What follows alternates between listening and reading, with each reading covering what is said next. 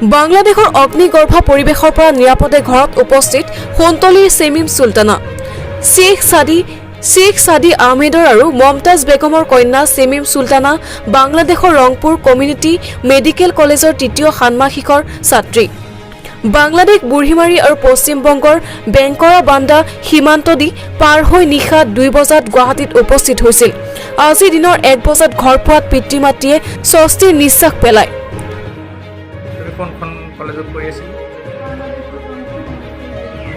তাতে যি ছাত্ৰ আন্দোলন হৈ আছে সেই পৰিৱেশৰ মাজত তুমি কি প্ৰত্যক্ষ কৰিলা আৰু কেনেকুৱা অনুভৱ হৈছিল তোমাৰ?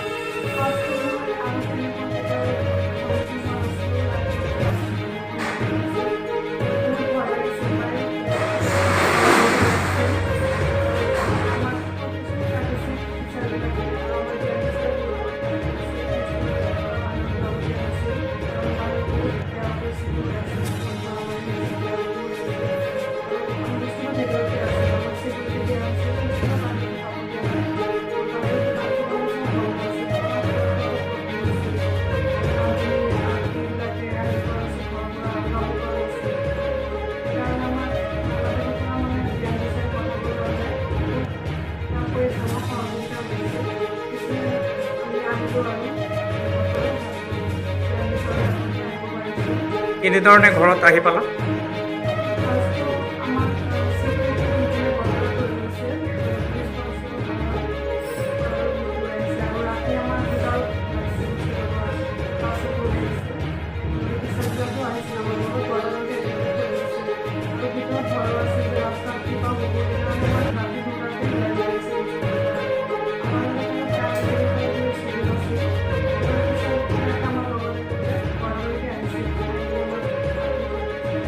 আমাৰ সোণতলীৰ আৰু ছাত্ৰ আছেনে তাতে?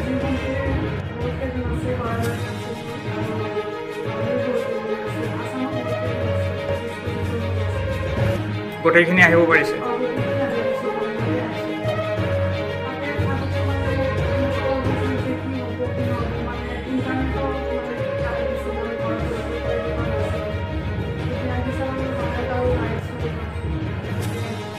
বাংলাদেশৰ কোনখন বৰ্ডাৰেদি পাৰ হ'ল?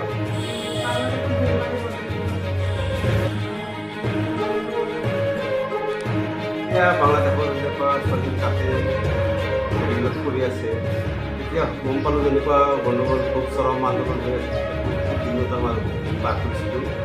ফাৰ্ষ্টৰ প্ৰথম দিনা তাইৰ ছোৱালীজনীৰ লগত যোগাযোগ কৰিব পাৰিছিলোঁ, কিন্তু 2 দিন পিছতে যেতিয়া নেট কাটি দিলে তেতিয়া আৰু বেছি আতংকিত হৈছিলোঁ। তেতিয়া যিয়ে নহওক ছোৱালীজনী আজি আহি ঘৰ পাইছে।